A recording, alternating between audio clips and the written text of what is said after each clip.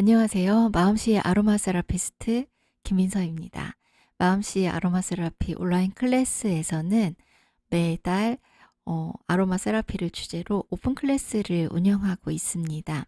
2024년 3월 오픈 클래스 주제는 아로마 세라피 후각 트레이닝입니다. 혹시 후각 트레이닝에 대해서 들어보신 적 있으신가요? 최근에 코로나가 이제 거의 종식 선언을 했죠. 네. 이 전 인류를 덮친 이 코비드19의 증상 중에 대표적인 증상이 바로 후각 기능의 저하 혹은 심한 경우에는 후각이 상실되는 그런 증상이었어요. 그래서 그런 코로나의 증상 덕분에요. 이 후각 트레이닝, 후각 훈련에 대한 관심이 좀 더 높아지지 않았나 싶습니다. 원래 그 이전에 코로나 이전에도 후각 트레이닝, 후각 훈련은 있어 왔던 프로그램이거든요. 예. 그전에도 계속해서 시행되어 왔던 치료 프로그램 중에 하나입니다. 보통은 후각 트레이닝을 받게 되는 대상이 실제로 후각 기능이 저하되거나 후각 기능이 상실된 사람들이었어요. 그런데 이 후각 트레이닝, 후각 훈련을 하다 보니까 어 뇌 신경 가소성 덕분에 후각이 상실된 상태에서도 일정 기간 이 훈련을 하게 되면은 다시 후각이 되살아나게 되는 그런 결과가 입증이 되기도 했고요. 그리고 그와 더불어서요. 단순히 후각 기능만 살아난 게 아니라 그 사람의 그 대상자의 인지 기능도 좋아지고, 그리고 다양한 어떤 신경 퇴행성 질환이나 정신 장애나 뭐 그밖에 건강 문제와 후각과 연결되어 있는 그런 신체적, 정신적, 그리고 정서적 건강 문제들이 개선되는 것을 알게 되었습니다. 그래서 그것과 관련된 다양한 연구들이 있어서, 또 이 후각 트레이닝에 가장 많이 사용되는 대표적인 도구가 이 아로마 세라피의 도구인 에센셜 오일이어서 여러분들에게 소개를 해 드리려고 합니다. 후각 기능과 관련된 거. 후각 기능은 도대체 어떤 역할을 하는 걸까요? 이거 너무 당연한 질문을 제가 하고 있죠. 후각 기능은 냄새를 잘 맡게 해 주는 거죠. 그럼 그 냄새를 맡는다는 게 어떤 기능을 어떤 기능과 연결이 되는 것일까요? 일단 기본적으로는 냄새가 나야지 맛이 느껴지죠. 우리 코가 막히거나 코 감기가 걸리거나 비염이 심해 가지고 냄새가 안 나면은 맛도 안 느껴지잖아요. 그래서 후각 기능이 제대로 작동한다는 건 우리가 맛을 제대로 느낄 수 있는 것, 미각이 제대로 작동한다는 것과 긴밀하게 연결이 되어 있습니다. 그리고 이거는 어떤 식욕과도 또 연결이 되는 거죠. 그래서 맛있는 냄새가 나면은 입에 침이 고이면서 식욕이 북돋아지잖아요.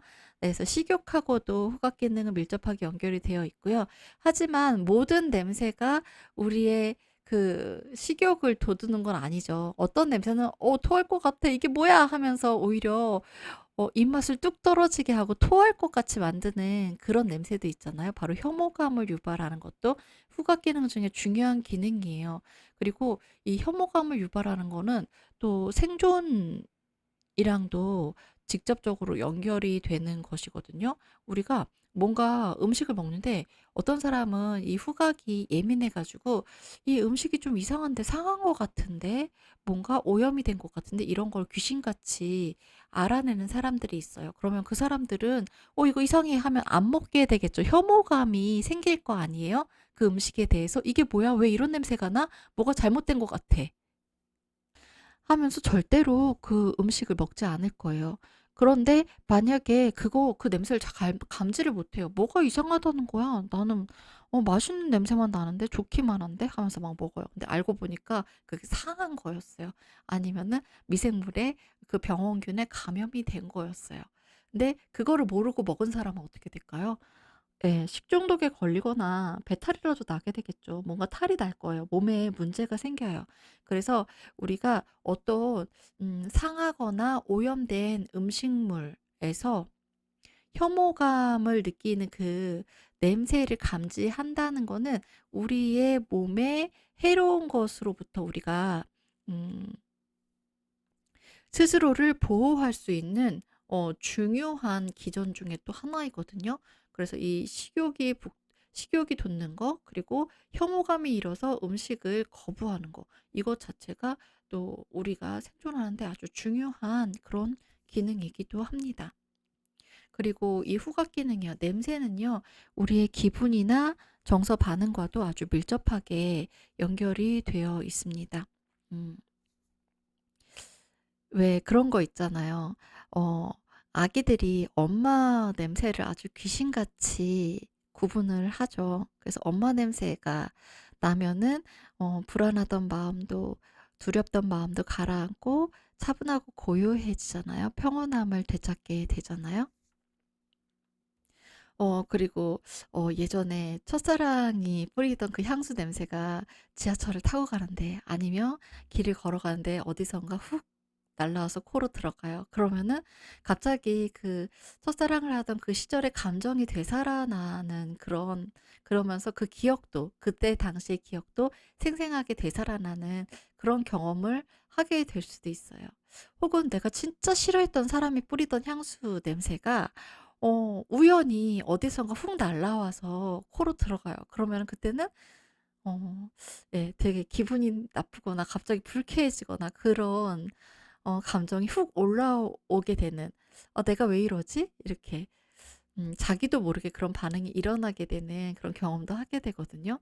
그래서 이런 냄새라는 거, 후각 기능이라는 건 기분과 정서 반응하고도 아주 밀접하게 연결이 되어 있습니다. 그리고 또 중요한 것들이요. 뇌 기능하고도 밀접하게 연결이 되어 있거든요. 그리고 사회적 기능이요. 우리가 대인 관계를 유지하고 어떤 사람들과의 관계, 소셜 네트워크라고 하죠. 그 사회적인 관계를 얼마만큼 확장하고 얼마만큼 활발하게 하는가, 이런 부분도 후각 기능하고 아주 밀접하게 연결이 되어 있습니다. 그래서 후각 기능이 단순히 냄새를 맡아서 이거 좋은 냄새야, 이거 싫은 냄새야, 이거 먹어도 돼, 이거 먹기 싫어, 뭐 이런 것만 구분하는 게 아니라 이렇게 정말 중요한 영역들과 긴밀하게 연결이 되어 있다는 것이에요. 그래서 여기서 또 우리가 알 수 있는 거는, 후각 기능에 문제가 생기게 되면요, 바로 후각 기능과 관련된 이런 영역들에도 문제가 생기게 된다는 거예요. 반대의 경우도 있어요. 후각 기능에 문제가 생겼을 때요, 여기에 나와 있는 것 중에 뇌 기능에 혹시 문제가 생긴 건가? 그거를 의심할 수 있는, 예측할 수 있는 단서가 되기도 합니다. 먼저 감정 볼게요. 네. 기분, 정서 반응하고 후각 기능이 연결이 되어 있다고 했잖아요. 후각은 오감 중에서 가장 감정적인 감각입니다. 어떤 냄새는 우리를 기분 좋게 하고, 어떤 냄새는 알게 모르게 우리를 두렵게 하거나 불쾌하게 하거나 어 기분이 상하게 하거나 그러기도 하잖아요. 근데 이게 이유가 있는 거예요. 감정 경험과 관련된 내 영역이랑 이 후각 경로랑 아주 긴밀하게 연결이 되어 있거든요. 네. 지금 여기 사람의 얼굴이에요. 여기가 코, 여기가 콧구멍이거든요. 여기 어떤 냄새가 이 코를 통해서 쑥 들어오면요, 이 코의 위에, 예, 코 천장이라고 할까? 이 윗부분에 점막에 이렇게 도달하게 돼요. 여기로 쑥 올라가서 이 점막 부분에서 이제 그 냄새 분자를 감지하는 후각신경 세포와 만나게 돼요. 그래서 이 부분을 확대한 게 이 그림인데요. 여기가 요거 팥뿌리처럼 생겼죠. 이게 후각신경이 만나는 그 후각신경 수용체 부분이에요. 여기로 이제 냄새 분자들이 결합을 해서 이게 전기 신호로 바뀌어 가지고 뇌로 전달이 되는 거거든요. 그래서 뇌로 전달되는 첫 관문이 여기 뭉툭하게 방망이처럼 생긴 이 부분인데, 이 부분이 영어로는 올팩토리 벌브라고 하고요. 우리말로는 후각구라고 번역하기도 하고 후각망울이라고 부르기도 해요. 그래서 여기서는 후각망울이라고 통일을 할게요. 그래서 이게 지금 신경 전달 경로, 신경세포들이 이렇게 예, 전선처럼 이렇게 전달 경로가 만들어져 가지고요. 여기에서 이제 뇌로 전달이 되는 거예요. 이 부분이 바로 여기, 이거는 뇌를 위에서 아래로 내려다본 그림인데요.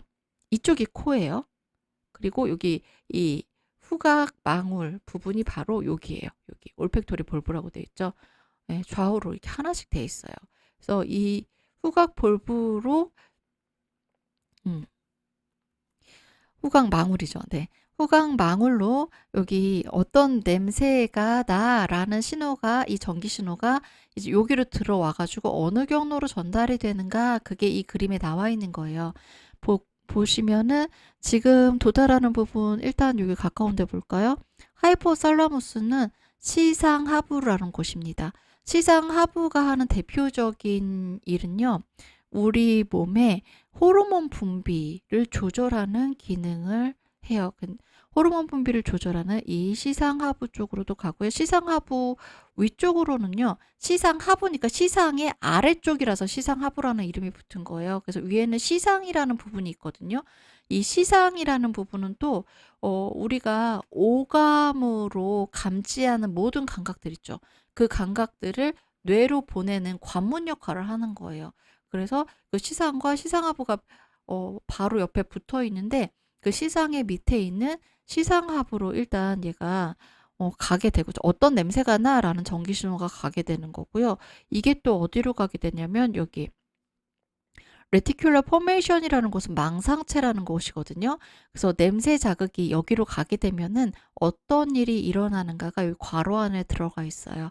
비세럴 리스판스라는 거는요, 내장 반응이에요. 냄새에 대해서 뱃속에 우리 위랑 장이 반응을 하게 만든다는 거예요. 맛있는 냄새가 나면 아 배고파 하면서 꼬르륵꼬르륵 하면서 배가 난리가 나는 그런 반응들이 일어나게 되는 거고요. 반대로 혐오감을 일으키는 아주 구역질 나는 냄새가 나면은 구토 반응을 일으키게 하는, 네, 바로 그런 반응들이 연결된 곳이, 그런 반응들을 조절하는 곳이 망상체라는 곳이고요. 그 다음에 여기 보니까 또 다른 길도 있죠. 여기 지금 보라색으로 이렇게 표시한 부분으로 가게 되는데, 여기는 올팩토리 콜텍스. 그래서 후각 피질이라는 곳인데요. 이건 우리 뇌의 옆쪽, 예, 옆쪽에 있는 곳이에요. 그래서 냄새를 의식적으로 인지하는 부분이 바로 이 부분이에요. 아, 이건 무슨 냄새구나. 아, 이거 된장찌개 냄새구나. 이거 딸기 냄새구나. 아, 이게 내 첫사랑이 뿌리던 향수 냄새였는데. 이런 거를 인지하게 해주는 부분이에요. 그래서 여기서 아, 이런 냄새야 라고 인지된 부분들이 히포캄퍼스, 이거는 해마예요. 네.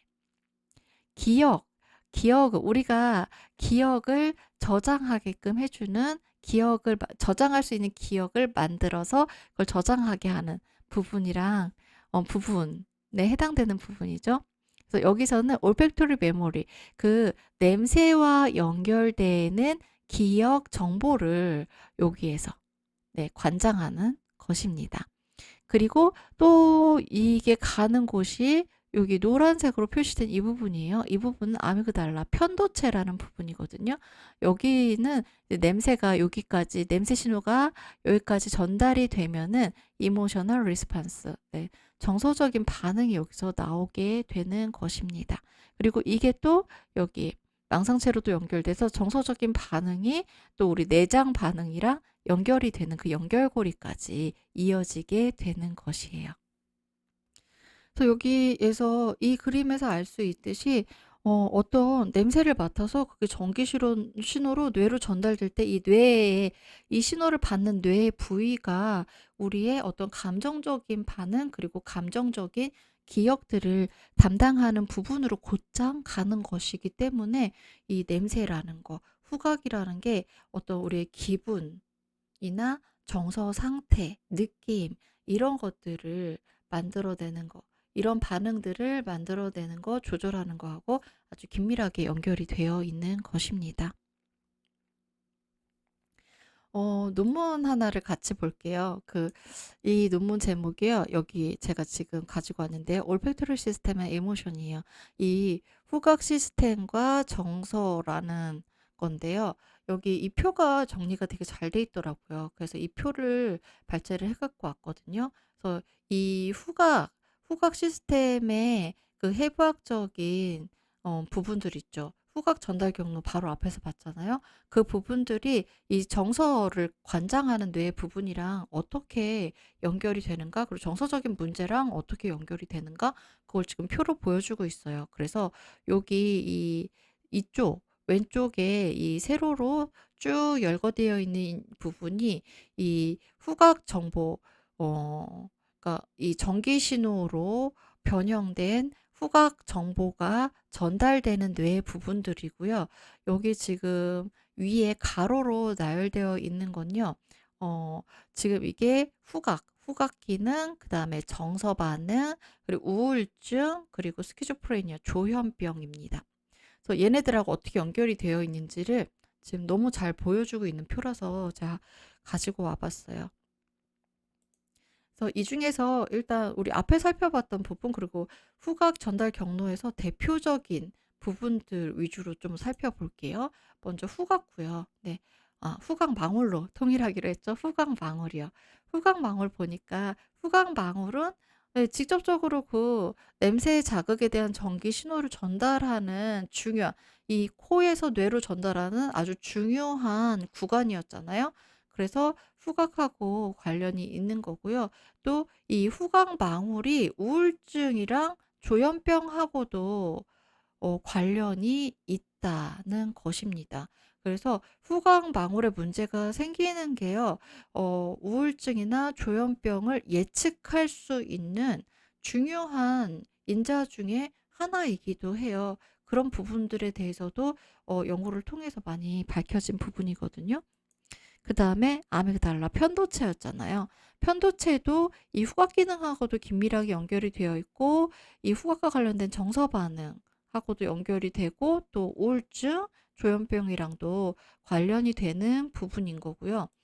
해마요. 네, 해마도 이 정서적인 부분, 우울증, 조현병이랑 관련이 있었고, 그다음에 네, 안테리어 싱귤레이트 콜텍스, 이건 앞부분에 안 나와가지고 제가 여기가 어딘지 보여드리려고 이 그림을 가지고 왔거든요. 여기에요, 여기 노란색으로 표시된 거 ACC라고 되어 있는 게 이거 앞글자 딴 약어거든요. 이 부분이에요. 네, 이 부분도 후각의 중요한 전달 경로 중에 하나인데요. 네, 이 부분의 문제가 후각 기능의 문제, 그리고 정서적인 문제, 우울증, 조현병이랑 관련이 있다는 거예요. 그 다음에 인슐라, 뇌섬엽이라고 하는 부분이거든요. 이 인슐라라는 부분은요, 이렇게 뇌 겉부분, 겉으로 봤을 때는 어딘지 안 보여요. 이 한꺼풀 벗기면 그 안에 있거든요. 여기에요, 여기. AIC, PIC. 이게 앞쪽에 뇌선엽, 뒤쪽에 뇌섬엽. 이렇게 나뉘어져 있는 거거든요. 여기 부분이에요. 그래서 뇌섬엽은 후각 기능이랑도 관련이 되어 있고요. 뇌섬엽에 문제가 생겼을 때 정서적인 문제나 우울증, 조현병하고도 연결이 되는 부분인 거고요. 밑줄이 미리 쳐졌네요. 안화 전두피질이라고 해요. 이 오비터 프론탈 콜텍스요. 안화 전두피질도 네, 여기 후각 기능하고도 관련이 되어 있고요. 여기에 문제가 생겼을 때 후각 기능의 문제도 연결이 되고, 정서적인 문제나 우울증이나 조현병하고도 연결이 되는 부분이에요. 네, 그래서 이 후각 기능이 정신적인 기능하고도 긴밀하게 연결이 되는 거죠. 앞에서 제가 뇌 기능이라고 표현을 했잖아요. 그래서 이런 정신적인 문제나 정서적인 문제하고 긴밀하게 연결이 되는 게 이 후각 전달 경로에 들어가는 뇌의 부위들이 어, 이런 어, 정신적인 문제가 정신 정서적인 장애의 부분과 정서적인 문제가 유발되는 부분과 일치하기 때문이에요. 네, 하나 더 볼게요. 이건 다른 논문이거든요. 얘는요, 예, 여기 제목이 있어요. Depression, Olfaction and Quality of Life. 그래서 우울증과 후각 기능과 삶의 질에 대해서 이 기존에 있던 연구들, 이 주제로 연구한 논문들을 쫙 조사를 해가지고 그 중에서 신빙성이 있는, 신뢰할 수 있고 타당성이 있는 연구들을 추려서 그걸 다시 분석하는 리뷰 논문이에요. 이 논문에서 우리가 보면 좋을 표가 있어가지고 앞에 내용과 연결해가지고 같이 보면 좀 정리가 될 수 있을 것 같아서 또 가지고 왔거든요. 그래서 이 후각 기능과 우울증 연결된 뇌의 부분들에 대해 설명을 하고 있어요. 그래서 여기서도 바로 앞에 표처럼 뭐 후각망울, 올팩토리 볼브가 제일 먼저 나왔거든요. 여기 이 후각망울의 기능은 후각 신호를 뇌로 전달하는 거잖아요. 네, 이 부분, 이 부분이 또 우울증과 관련해서는요. 네, 우울증 환자들의 뇌를 보니까 이 후각망울의 부피가 줄어들어 있더라라는 거예요. 근데 요 뒤에서 얘기를 할 텐데 우리 오늘 주제가 후각 트레이닝이잖아요. 이 후각 훈련을 하면요. 이렇게 줄어들었던 뇌의 부위들이 다시 원래의 크기로 회복이 된다는 거예요. 다시 커진다는 거예요. 이거는 뇌 가소성, 네, 뇌가소성이랑 연결된 부분이거든요. 네. 우리의 뇌는요. 아무리 나이가 들고 네, 노화가 진행된다고 해도요. 다시 신경 끊어졌던 신경이 혹은 한 번도 연결되지 않았던 신경세포가 연결이 되면서요. 그 기능을 회복을 하거나 그 기능이 개선되거나 아니면 지금까지 쓰지 못했던 그런 뇌의 기능들을 쓸 수 있게 될 수 있거든요. 예, 그게 바로 신경 가소성인데 그게 이 후각 훈련에서도 효과를 볼 수가 있다는 거예요. 근데 제가 열심히 찾아봤어요. 그러면은 후각 훈련을 하면은 이 후각 트레이닝이 우울증 치료에도 효과가 있을까? 기대를 하고 막 찾아봤는데 사실 그 부분은 논문들에서 제시하는 내용들이 좀 많이 상이하더라고요. 그리고 어떤 논문들에서는 이 후각 훈련을 하면은 우울증도 개선할 수 있다라는 결과가 있긴 했지만 그것보다 더 많은 연구에서 효과가 있는지 잘 모르겠는데 이런 결과가 나온 거예요. 그래서 그 부분은 좀 살짝 아쉽기는 한데요. 네, 그 다음에 아미그달라 편도체예요. 편도체는 우리 앞에 이미 같이 본 것처럼 그 냄새와 관련된 기억들 있죠. 그 냄새와 관련된 그 기억에 얽힌 감정들이요. 그 감정들이 되살아나게 하는, 활성화되게 하는 그런 역할을 하는 건데요. 이게 우울증에서는요, 이 편도체가 과잉으로 활성화가 된대요. 근데 보통 우울증에서 어떤 식으로 과잉으로 활성화되냐면은 왜 예전에 되게 상처가 됐던 기억, 그 장면 속에 있었던 냄새 있죠. 그때 그 당시의 냄새, 그때 그 당시에 어떤 향기, 이런 것들이 조금만 자극이 돼도요. 그때의 그 상처가 됐던 기억들이 떠오르면서 그 아픈 감정들이 생생하게 되살아나게 된다는 것입니다. 네, 그다음엔요. 해마예요, 히포캄퍼스. 해마는요. 기억을 저장하는 기능을 가지고 있죠. 근데 우울증 상태일 때는요. 이 해마의 기능 중에서 특히 자서전적 기억의 결핍이 생기게 됩니다. 자서전적 기억이라는 건요. 내가 기억하는 과거의 모든 순간들이에요. 우리 기억이라는 건요. 어떤 객관적인 필름 속에 이렇게 우리가 뭔가 동영상을 찍어 놔서 그거를 보면은 그때 정황이 그대로 고스란히 드러나잖아요. 그런 객관적인 기록이라기보다는 우리가 옛날을 떠올렸을 때 그때 그 당시를 회상했을 때 어느 순간을 떠올렸을 때 그때의 기억들은 그 당시의 감정 상태에 의해서 그 당시의 나의 어떤 느낌에 의해서 각색이 된 기억들이거든요. 그거를 자서전적 기억이라고 해요. 그리고 내가 바라보는 관점에서 각색이 된 그 기억들이 모여 가지고 바로 나라는 사람의 자아 정체성이 형성이 되는 거거든요. 만들어지는 거예요. 그래서 이 자서전적 기억이라는 건요. 나라는 사람의 자아 정체성이랑 밀접하게 연결이 되어 있어요. 그래서 이 자서전적 기억이 결핍이 된다는 거는 어떻게 보면 이게 심해질 경우에는 자아 정체성이 무너질 수 있어요. 네. 내가 누구인지 음 그러니까 어떤 나에 대한 뭐라고 해야 될까요? 정체성이 무너져 내릴 수가 있거든요. 네. 그런 자서전적 기억의 결핍을 초래하게 되는 게 바로 이 해마의 해마라는 부분이랑 연결이 되어 있는데 우울증 환자들을 보니까 왜 이런 자서전적 기억의 결핍이 일어나게 될까? 네, 보니까 이런 부분이 있다는 거예요. 우울증 환자들의 뇌를 관찰을 해보니 아까 그 후각망울이 부피가 감소했다고 했는데 이 해마도 부피가 감소해 있는 거를 관찰을 하게 되는 거죠. 예, 그다음에 안화전두피질입니다. 이 안화전두피질은요.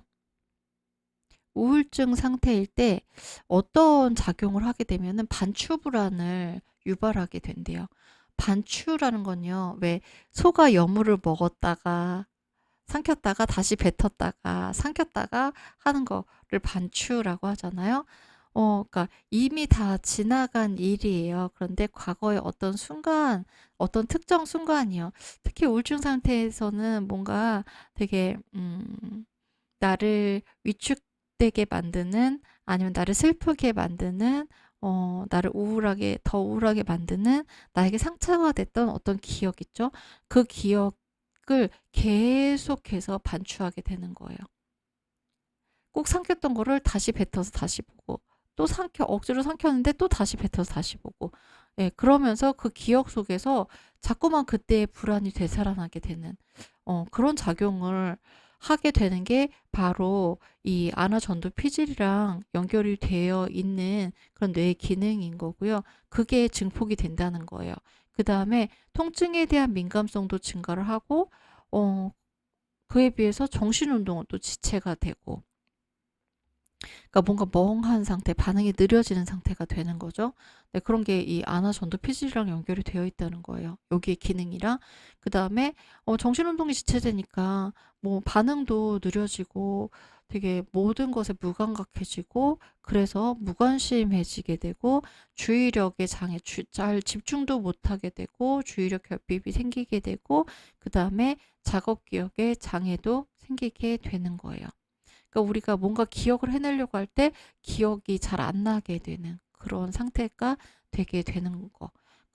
이런 우울증의 증상과 연결이 되는 게 예, 오비토 프론탈 콜텍스 안화전두 피질인 거고요. 그리고 이 안화전두 피질이 네, 앞에서 봤던 것처럼 이 후각 정보, 후각 자극이 전달되는 경로 중에 하나였던 거고요. 그 다음에 네, 대상 피질이요. 싱귤레이트 콜텍스. 이 대상 피질은요. 냄새 우리가 막 너무 기분 좋은 냄새 있죠. 그것에 대한 그 반응을 조절하는 역할을 하는데요. 우울증 상태일 때는요. 이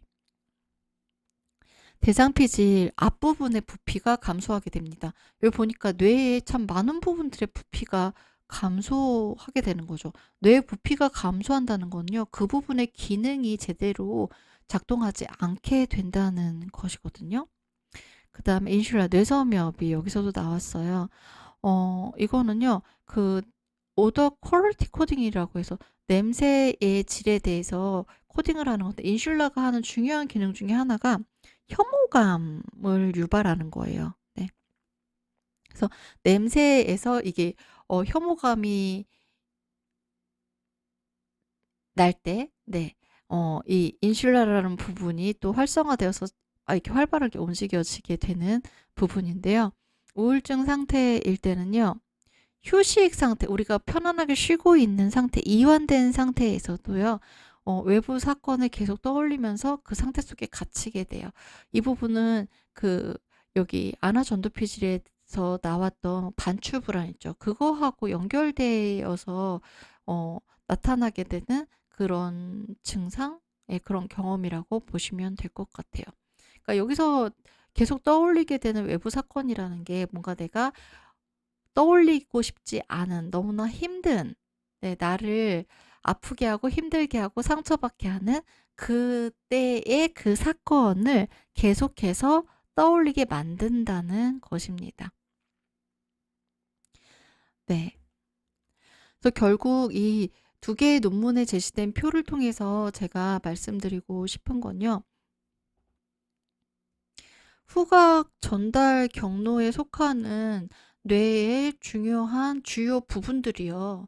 네. 그 부분들이 우울증 상태일 때 크기 부피가 감소되고 기능이 위축되고 어 정상 범위를 벗어나서 과도하게 작동하고 이런 이상들이 생기게 된다는 거예요. 이렇게 밀접하게 연결이 되어 있기 때문에 후각 기능이 저하된다거나 후각 기능이 상실되는 게 우울증의 중요한 어 증상 중에 하나가 될 수 있게 만드는 그런 부분들입니다. 그다음에 뇌 기능하고도 후각 기능이 긴밀하게 연결돼 있다고 했잖아요. 그래서 후각 장애가 있는 사람들을 관찰을 하면서 이제 이 후각 기능이 뇌 기능과 어떻게 연결이 되어 있는가를 연구를 한 게 대부분이에요. 그래서 후각 장애가 발생한 사람들을 보니까 인지나 기억, 동기, 뭔가 하고 싶다는 그런 의욕이 생기는 거 있잖아요. 동기, 그리고 감정이 결핍되는 그런 증상들도 같이 나타나더라는 거예요. 그리고 질병의 측면에서는요. 이 후각 장애가요. 후각 장애 증상이요. 파킨슨병이나 알츠하이머나 조현병, 기분장애, 기분장애는 우울증, 뭐 조울증 그런 거 말하는 거예요. 자폐 스펙트럼, 이런 신경퇴행성 질환이나 정신장애와 동반해서 같이 나타나거나 아니면은 이거 진단받기 전에 먼저 후각장애가 나타난다는 거예요. 그래서 이런 음 진단을 받게 됐을 때요. 네. 파킨슨이나 알츠하이머나 뭐 이런 진단을 받게 됐을 때 그 당시에 후각 기능이 얼마나 떨어지는가, 후각 장애가 얼마나 심각한가에 따라서 이 질병이 지금 어느 정도까지 진행이 되었는가를 예측할 수도 있다는 거예요. 그리고 또 어떤 논문에서는요. 노인들에게서요. 5년 생존율을 예측할 수 있는 예측 인자로서 또 이 후각 장애 정도가 유효하다, 그런 논문들도 있었습니다. 그다음에 사회적 기능. 사회적 기능은 또 어떻게 후각 기능과 연결이 되는지, 이거는요. 지금 밑에 제가 내용을 가지고 온 논문을 제시를 해 놨거든요. The Importance of the Olfactory System in Human Well-being through Nutrition and Social Behavior예요. 그러니까 이 논문에서는요. 후각 시스템이 우리 인간의 웰빙과 어떻게 연결이 되어 있는지, 이게 영양의 측면과 사회적인 측면에서 이제 연구를 해서 정리를 한 건데요. 여기서 사회적 측면만 제가 가지고 왔어요. 되게 재미있는 내용이더라고요. 땀을 기반으로 한 후각 의사소통이 되게 중요한 영향을 행사한다는 거예요. 땀 냄새가요, 한마디로. 땀 냄새가 되게 중요한 거였어요. 이 땀 냄새는요. 개인의 정체성을 암호화하는 그 도구인 거고요. 그다음에 이 땀 냄새를 통해서 우리가 어 알게 모르게 친족 관계나 친척 관계를 감별하고 있다는 거예요. 그러니까 이건 어떻게 보면은 동물적인 본능이라고 해야 될까요? 근데 가장 대표적인 예가 뭐냐면은 갓난 아기들이요. 갓난 아기들이 엄마를 귀신같이 알아보는 게요. 바로 이 엄마의 땀 냄새로 엄마를 알아보는 거라고 합니다. 그다음에 누구하고 우리가 친해지고 싶은 사람이 있잖아요. 그래서 우정을 쌓아가게 되는 그런 관계들을 살면서 만들어 나가게 돼요. 그리고 어떤 사랑하는 사람, 내가 이성적으로 끌리는 사람을 만나게 되고, 그래서 파트너가 되고 동반자가 되고 결혼을 하기도 하고 그러죠. 그런 관계를 형성하는 데도요. 이 땀 냄새가, 그 사람의 땀 냄새가 되게 중요한 영향을 미친다는 거예요. 그래서 이거는 되게 오래된 연구이긴 한데요. 미국의 그 어떤 주의 여대생들을 대상으로 연구를 했는데, 그 남학생들이 막 이렇게 운동을 하고 나서 땀을 뻘뻘 흘리게 만든 다음에, 그 운동할 때 땀을 뻘뻘 흘릴 때 입었던 그 티셔츠를 이렇게 쫙 늘어놓고서 여학생들한테 가장 마음에 드는 티셔츠를 고르라고 한 거예요. 그래서 여학생들이 이제 티셔츠를 골랐어요. 그런데 그러고서 이제 그 티셔츠 주인인 남학생과 이 여학생의 어떤 유전적인 그런 특성들을 비교를 했을 때 유전적으로 가장 최상의 조합으로 그 여학생들이 그 남학생의 티셔츠를 골랐다는 그런 연구도 있었어요. 그래서 왜 우리에게 있는 그런 가장 기본적인 본능 중에, 동물적인 본능 중에 하나라면 종족 번식의 그런 욕구, 그런 종족 번식에 대한 본능이잖아요. 물론 요새는 그게 진짜 본능인가 싶은 그런 세상에 살고 있기는 한데, 아무튼요.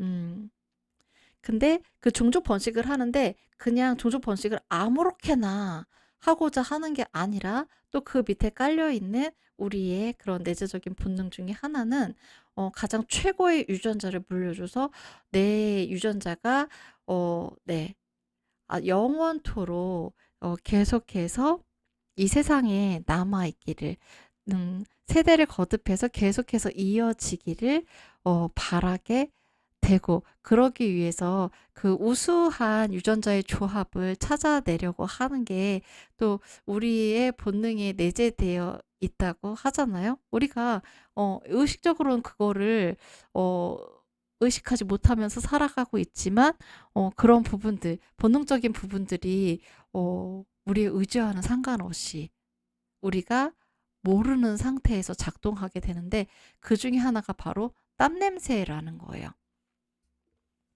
그 다음에 이 땀 냄새가 정서적인 반응, 감정 반응이랑도 또 긴밀하게 연결이 되어 있어서 혐오감이나 슬픔, 행복, 공격성, 경쟁 같은 이런 다양한 감정 상태에 따라서 화학적으로 인코딩이 돼서 그때그때 그 땀 냄새에 미묘한 차이가 발생을 한다는 것입니다.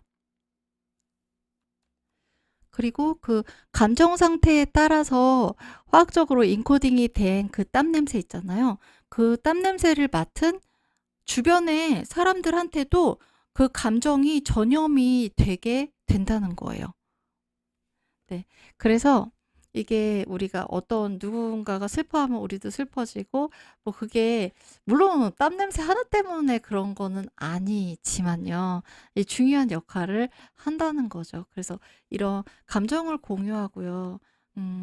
다른 사람, 이제 내 곁에 있는 사람들이 지금 어떤 상태인지 그거를 함께 나눌 수 있는, 그러면서 우리가 어떤 친밀한 관계를 형성하고 유대 관계를 형성하고 이런 부분에서 이 우리 땀 냄새 막 가리려고 하잖아요. 근데 바로 그 땀 냄새가 중요한 역할을 한다는 것입니다. 그리고 또 이런 것도 있었어요. 후각 기능이랑 어, 그 사람들과 관계를 형성하는 그 범위요. 네트워크의 크기가 서로 관계가 있다는 거예요. 그래서 후각 기능이 문제가 생기게 되면요. 평소에 되게 폭넓은 인간관계를 맺었던 사람도 그 관계가 축소가 되게 되는, 네, 그런 경향을 보인다고 하거든요. 그래서 이 후각 기능이라는 게 우리가 어떤 사회적으로 사람들과 활발하게 유대관계를 맺고 상호작용을 하고 네트워킹을 하고 그런 부분에 있어서 중요한 역할을 한다는 거예요. 그리고 또 그런 부분이요. 사회적으로 유대관계를 형성하고 사람들과 서로서로 그렇게 소통하면서 살아간다는 거예요. 서로 공감하면서 살아간다는 게 사실 우리에게 어 네. 그리고 우리의 이 논문의 제목에 있는 것처럼 우리의 삶의 질, 우리의 웰빙에 정말 중요한 요소잖아요. 근데 그 중요한 요소에 이 후각이라는 게 큰 영향력을 행사하고 있다는 것입니다. 결국은요, 이 후각 기능이라는 건요, 삶의 질하고 아주 밀접하게 연결이 되어 있는 감각이라는 거예요. 그래서 우리가 기왕에 사는 거, 음, 행복하게 살고 싶잖아요. 즐겁게, 활기차게 살고 싶잖아요. 네. 그렇다면은 우리가 이 후각 기능을 온전하게 잘 가지고 살아간다는 거, 이거 정말 중요한 문제인 것 같아요. 네. 그래서 여러분들과 함께 이 후각 트레이닝에 대해서 함께 이야기를 해보고 싶었던 것이기도 하거든요. 아로마 세라피 올팩터리 트레이닝이요. 후각 훈련은요, 요거는요, 지금, 음, 이 논문에서 가지고 온 그림이에요.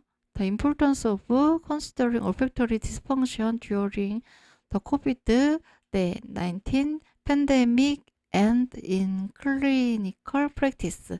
이게 사실 코로나의 앞에서도 얘기했는데 코로나의 대표적인 증상 중에 하나가 후각 상실이었는데 후각 상실이 단순히 냄새를 못 맡아. 그래서 입맛도 사라졌어. 거기에서 그치는 문제가 아니라는 거 이제 우리 알고 있잖아요. 그래서 그게 어떤 정서적인 기능이나 정서적인 반응이나 뇌의 기능이나 아니면 사회적인 기능에도 중요한 영향을 미치기 때문에 그런 문제가 생긴 후각을 다시 원상태로 회복하도록 하는 건 되게 중요한 문제인 거예요. 그래서 그 부분에 대한 연구 논문에서 이 후각 훈련에 대해서 이거는 또 이전에 이 휴멜이라는 사람이 개발한 게 대표적인 그 후각 트레이닝 방법이거든요. 요 방법을 가지고 와서 여기에서 이 나름대로 이 연구에서의 방법을 좀 더 디벨롭 해가지고 연구를 하게 된 거거든요. 그래서 거기에 소개된 이 휴멜이 2009년에 개발한 후각 트레이닝 방법입니다. 그래서 먼저 이 후각 트레이닝을 하기 전에 이 사람의 훈련 전의 상태를 체크를 해요. 아, 후각 기능이 어느 정도이구나. 그걸 체크를 하는 거죠. 그리고 만약에 우리가 후각 훈련을 통해서 인지 기능이 얼마나 개선이 되는지, 뇌 기능이 얼마나 개선이 되는지, 그 정서 반응이 얼마나 안정성을 회복하는지, 이런 부분들, 사회적 기능이 얼마나 회복이 되는지, 이런 부분들을 보고 싶다면은 이 후각 훈련 하기 전에 그런 부분들도 먼저 사전에 조사하면 좋겠죠. 그런 다음에 이제 트레이닝을 하는 거예요. 여기 이 휴메리 개발한 후각 트레이닝에서 쓰는 향기는요. 에센셜 오일의 향기 중에서 로즈의 향기, 클로버 향기, 레몬의 향기, 그 다음에 유칼립투스 향기, 이 네 개의 향기를 가지고 후각 훈련을 하는 거거든요. 그래서 어떻게 하냐면요. 이 네 개 중에서, 그러니까 이 중요한 게, 그 사람이 딱 이 병의 라벨링을 가리고서 냄새를 맡게 해야 되는 거예요. 그래서 이게 후각 훈련이 이 네 개의 향기 중에서 아무거나 선택을 해가지고 냄새를 맡아보고 이게 무슨 냄새인지 맞추는 거예요. 그래서 10초 동안 냄새를 맡아요. 그 다음에 이게 무슨 냄새인지 맞춰요. 그리고 좀 이렇게 우리 후각은 되게 쉽게 지치잖아요. 그래가지고 후각을 좀 쉬게 한 다음에 그 다음에 또 하나를 무작위로 골라가지고 냄새를 맡아서 이게 무슨 냄새인지 맞추는 거예요. 이런 식으로 계속해서 후각 훈련을 해나가는 거예요. 이거를 하루에 2번씩 12주 동안 하는 게 기본 매뉴얼이에요. 이렇게 한 다음에 이제 얼마나 후각 기능이 개선이 되었는지 또 우리가 보고 싶은 것들이 있겠죠. 뭐 후각 훈련을 통해서 단순히 후각 기능만 개선을 하는 게 아니라면요. 뇌 기능이 얼마나 개선이 되었는지, 정서 반응에서 얼마나 안정성이 회복이 되었는지 뭐 이런 것들을 측정할 수도 있겠죠. 근데 궁금하지 않으세요? 왜 하필이면 이 네 가지의 향기를 선택을 했을까 궁금하죠. 사실 이 방법은 너무나 간단해요. 그리고 우리가 후각 훈련을 할 때 꼭 여기에 제시된 이 네 가지의 향기가 아니어도 되고요. 사실 에센셜 오일이 아니어도 돼요. 우리 일상에서 흔히 접하는 그냥 정말 과일의 냄새나 과일이나 꽃이나 향신료나 이런 원재료를 갖다 놓고 그 냄새를 가지고 트레이닝을 할 수도 있거든요. 근데 사실 이거는 편리성의 문제인 것 같기는 해요. 그 원재료들은 눈에 보이니까 그게 무슨 냄새인지 너무나 쉽게 맞출 수가 있잖아요. 그런데 이 라벨을 가린 이게 무슨 에센셜 오일이다 이렇게 붙어 있는 그 라벨을 가린 채로 냄새를 맡으면 병은 에센셜 오일 병은 다 똑같으니까. 근데 정말 내가 냄새를 맡아서 맞춰야 되는 그런 부분이잖아요. 그래서 그런 걸 따지면은 이 에센셜 오일을 가지고 후각 트레이닝을 하는 게 좀 편리성이 있는 것 같기는 해요. 네. 해볼 만하죠. 너무 간단한 방법이잖아요. 네. 근데 이게 왜 지금 다시 질문 들어가서 왜 하필이면 로즈, 클로브, 레몬, 유칼립투스 이 네 개의 향기냐? 어 저도 궁금해 가지고 찾아봤어요. 그랬더니요. 이게 그 출처가 있더라고요. 바로 이거예요. 이 사람이 휴멜이 저 후각 트레이닝을 개발을 할 때요. 이 오더 프리즘이라는 냄새 프리즘이라는 이 가설을 기반으로 했다고 해요. 이거는 훨씬 오래전에 한스 해닝이라는 사람이 만든 건데요. 이 사람이 만들었을 당시에는 사람들이 별로 그게 뭐야 하면서 시큰둥하고 관심이 없었대요. 근데 최근에는 후각에 대한 연구가 활발해지면서 다시 좀 들춰보게 되는 그런 가설 중에 하나인데 요거를 기반으로 해 가지고 휴멜이 그 올팩토리 트레이닝 후각 훈련 매뉴얼을 만든 거예요. 그리고 실제로 그게 효과가 있다는 많은 연구 결과들이 있거든요. 그래서 여기 보시면요. 이 해닝은요. 기본적으로 냄새를 여기 6가지로 구분을 했어요. 그래서 플루리드는 이거 썩은 냄새, 그다음에 프레그런트 우리 흔히 향기로운 냄새라고 하는 거예요. 네, 프레그런트 그 스파이시 매콤한 냄새, 알싸한 냄새, 그리고 레지너스 이거는 나무에서 나오는 레진 있죠. 끈적끈적한 송진 같은 거요. 그 냄새를 말하는 거예요. 그다음에 에테럴은요. 공기 냄새. 네. 그다음에 번드 이거는 탄 냄새예요. 근데 여기에서 이 프레그런트에서 스파이시 이 사이에 해당되는 향기의 분류가 있고요. 프레그런트에서 에테랄 공기 냄새 사이 여기에 해당되는 이 범주에 들어가는 에센셜 오일의 향기가 있고 또 이 공기 냄새 에테랄에서 레진 나무의 그 송진 냄새 수지 냄새죠. 나무의 수지 냄새에 해당되는 에센셜 오일 그다음에 수지 냄새와 그 알싸한 스파이시한 냄새 이 영역에 해당되는 에센셜 오일을 이렇게 분류를 하고 있어요. 그래서 여기 보시면은 앞에 로즈 나왔잖아요. 이 로즈가 네. 프레그런트라고 하고 에트럴 사이에 있는 냄새죠. 그리고 또 레몬 있었잖아요. 레몬이 에트럴 공기 냄새하고 그 레진 나무의 수지 냄새 사이에 위치하고 있는 거고요. 그다음에 유칼립투스는 여기 있죠. 네. 스파이시 알싸함과 레진. 네. 수지 냄새. 그리고 여기 라벤더였나요? 클로브였죠, 앞에.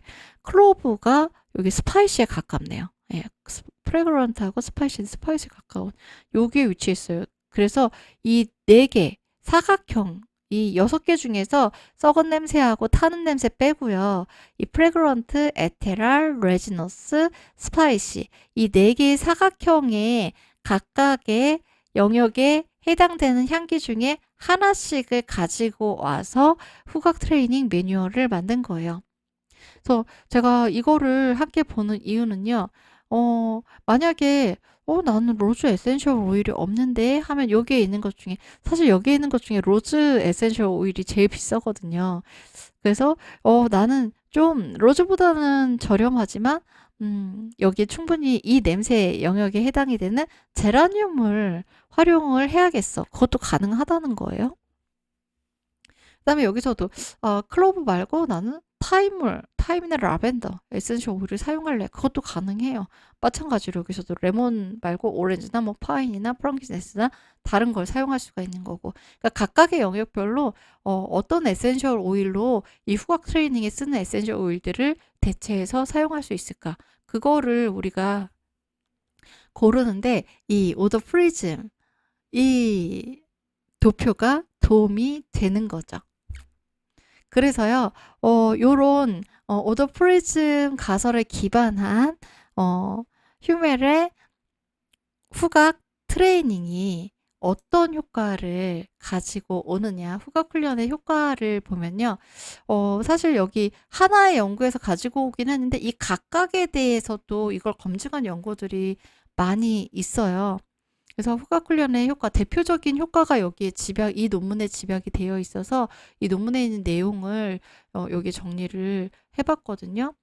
그래서 일단은 후각 훈련의 1차적인 목표가 후각 기능을 회복하는 거잖아요. 내 후각 상실이 된 사람들한테 이 후각 훈련을 12주 동안 했더니, 저 매뉴얼대로 했더니, 진짜로 후각이 어느 정도 개선이 되더라, 회복이 되더라. 네, 이런 연구 결과들이 있었던 거고요. 그 다음에 뇌 기능이요. 주의력, 그리고 언어 기능, 기억력, 고차원 집행 기능을 비롯한 인지 기능이 개선되는 효과가 있다는 거예요. 여기 나와 있는 효과들은요, 그냥 연구하다가 우연히 그런 효과가 발생한 게 아니라 이 연구를 반복해서 해도 이 결과는 나오게 돼 있어. 예, 그게 통계적으로 어느 정도 보장이 된 그 효과들이 여기 정리가 된 거거든요. 그리고 우리 우울증이 이 후각 경로에 있는 뇌의 주요 부분에 어떤 어 영향을 미치는가?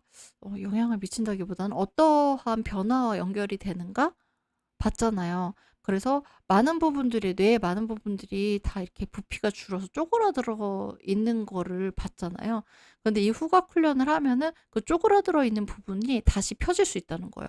부피가 증가를 하고 기능적인 연결성이 다시 회복이 된다는 거예요. 그래서 대표적인 게 후각망울이나 해마나 이런 부분들이 다시 원래의 상태로 쪼그라들어 있었던 게 다시 펴져서 부피가 증가해서 얘네들끼리 서로서로 기능이 연결되어서 해야 되는 그런 일들을 다시 원래대로 잘 할 수 있게 되더라.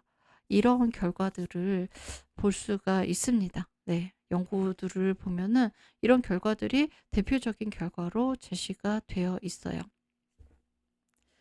어, 아로마 세라피로 우리가 도움을 받을 수 있는 영역은 참 다양해요. 되게 폭넓게 일상에 적용을 할 수가 있죠. 신체적인 어떤 불편함을 개선한다거나 아니면 감정적인 균형을 회복한다거나 기분을 전환한다거나 뭐 이런 다양한 용도로 나의 매력을 한층 더해준다거나 뭐 에스테틱 용도로 사용을 한다거나 다양한 용도로 사용을 할 수가 있는데요. 네, 그 향기를 에센셜 오일의 향기를 우리가 계속 일상에서 자주 접하고 냄새를 맡고 이게 무슨 향이구나 그걸 감별을 하고 다양한 향기를 그렇게 맡아보면서 이건 무슨 향기고 이건 무슨 향기고 이렇게 아로마 세라피를 접하는 것 자체가 이 후각 훈련의 효과가 있는 것 같아요. 네. 그래서 우리가 어떤 목적을 가지고 정말 여기 매뉴얼대로 후각 훈련을 해도 좋지만, 그게 아니더라도요. 에센셜 오일을 뭐 내가 일상에서 주로 사용하고 싶은 것들 몇 개를 구비해 놓고 그것들을 자주자주 향기를 맡고 그 냄새들을 구분을 하고 이런 것 자체만으로도요. 우리의 뇌 기능을 유지하고 그리고 또 어떤 부분에서 문제가 생겼을 때는 그 부분을 좀 개선을 하고, 또 그런 부분들이 어떤 정서 반응의 균형을 회복을 하고 그 균형 상태를 유지하는 데도 도움을 줄 수 있을 것 같습니다. 네. 그래서 이번 그 마음씨 아로마 세라피 온라인 클래스의 오픈 클래스, 2024년 3월 오픈 클래스는 이렇게 마무리하려고 합니다. 어떻게 보면은 이번 오픈 클래스는 아로마 세라피가 이렇게 도움이 된다? 이렇게 좋다? 이거를 좀 알리는 그런 클래스가 되었네요. 네. 지금까지 함께 해 주셔서 감사합니다. 마음씨 아로마 세라피스트 김인서였습니다.